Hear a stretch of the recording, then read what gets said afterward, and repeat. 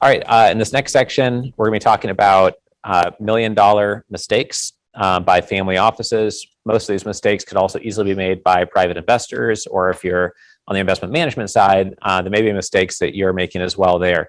The other way to look at this is how to add value to investors you're working with, if you can help prevent them from making these types of mistakes. Okay, diversification of direct investments is a big mistake. So a lot of people in wealth management are just taught all the time, diversify, diversify, diversify.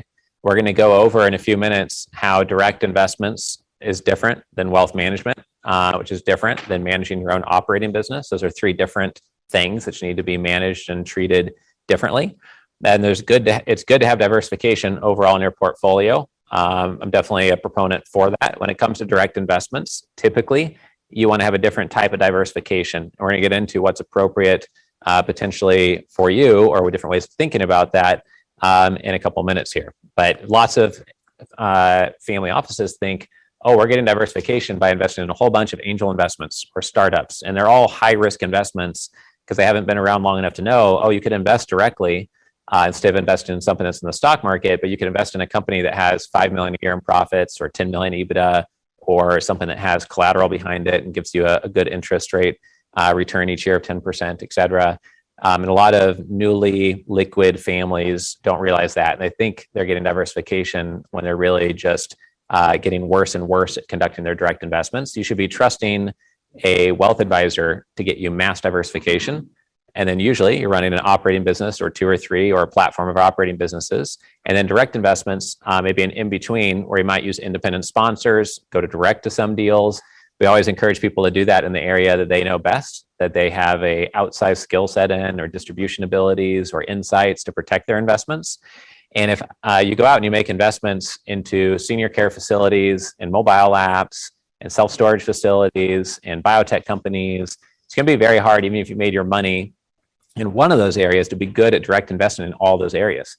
But if you said, even if your background is in manufacturing, you said the future is stem cells, so I want to invest a lot and do direct investing in stem cells, that's where we're going to focus our direct investment portfolio, or senior care, or whatever it is.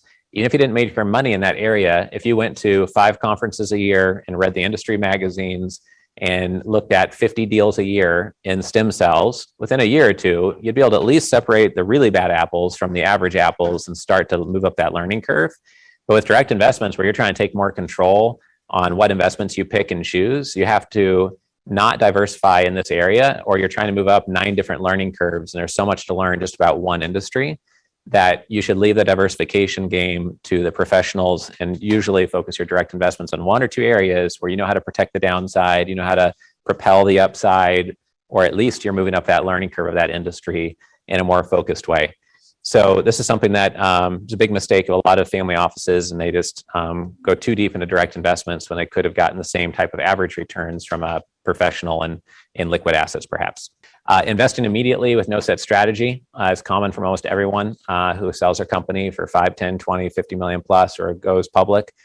They start allocating without everything we talked about earlier, without a compass, without a plan, without their strike zone determined.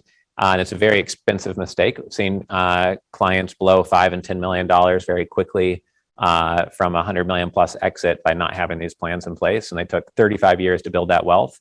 And now they just burned 10% of it right away in the first 9 months or so. Lack of team integration is super common. What happens is the family maybe likes their privacy and travel, and they hire a family office team that's remote, or they have a family office team that's spread out around the country.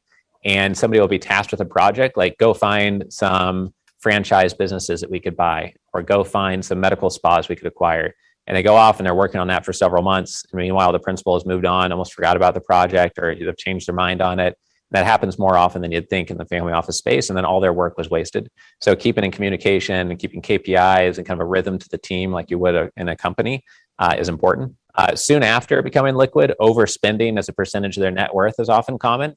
I've had clients go on $3 million vacations for a summer, or just their burn rate's not sustainable, even if they're worth $150 million. The amount they're burning every month enjoying their life is just going to make it so all their wealth gets drained in just 5 to 7 years.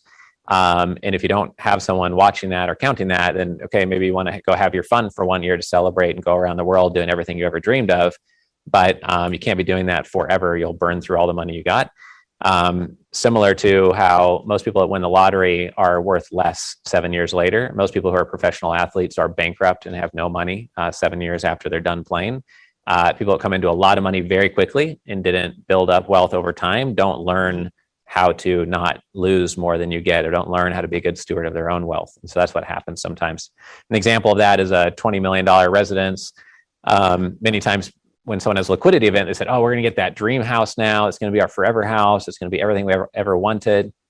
What happens over time is they actually might end up getting 5 to 7 properties, and what they thought their dream house was is not anymore, and they got bored of it, or the kids went to school somewhere else, et cetera. And many times they'll buy the most expensive house in the neighborhood, or we had one client who did so and then lifted up the house and rotated the whole 8,000 square foot house 30 feet so it had a better view of the sunrise. And when you buy a house top of the market, it might have been on the market for 4, 5, 7, 8 years for someone like you to buy and just buy it on a whim. But then when you go try to sell it, you might have to wait 5, 8 years, and maybe no one will buy it at the price that you bought it at. You might have to discount it and eat a loss of a couple $1 million to get it off your balance sheet. And that happens a little bit more than you think. And that's why sometimes the really expensive houses take a long time to sell. Some solutions to lack of control, because lack of control can be an issue for families that it cost loss of capital and loss of money, would be to use sponsors, outsource CIOs, et cetera, so that you have the right type of control that you want for the right type of your portfolio. Your operating business, you want the most control. Direct investments, less control. And when you diversify something with your wealth advisor or multifamily office, perhaps you tell them what industries you really like, or that you love Costco or whatever stock, but then otherwise you let them do their thing and diversify. You have to get that level of control right at each part of your portfolio. Making sure you have clear communication guidelines with everyone in terms of what control you need internally, and use software and KPIs. We use Hubstaff so that people working remotely log in. It takes random screenshots of their screen while they're working, and we've done that for a decade before they were working virtually. Did it in our office as well. And that way, if a salesperson's numbers fall way off, then we can log in and be like, oh, okay, they didn't make any phone calls. Maybe something's wrong. Maybe they're out sick, et cetera.